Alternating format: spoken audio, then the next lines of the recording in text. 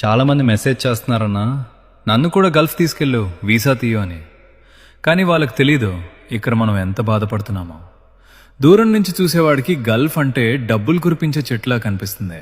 కానీ దగ్గరకొచ్చి చూస్తే ఆ చెట్టు నీడలో ఎన్నో కన్నీళ్లు దాగుంటాయి. ఇక్కడ ఉదయం లేచేది మనసు కాదు, బాధ్యత. తినేది ఇష్టం వచ్చిన భోజనం కాదు, దొరికినది.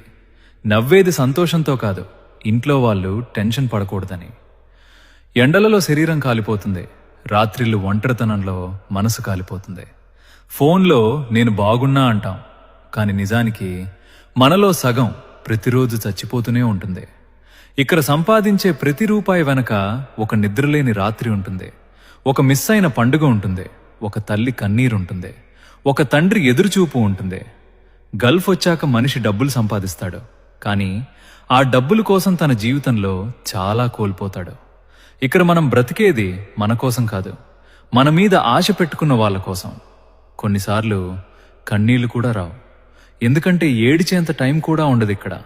అందుకే బయట నుంచి కనిపించే లైట్లు చూసి ఇక్కడ జీవితం చాలా బాగుంటుందని అనుకోకు.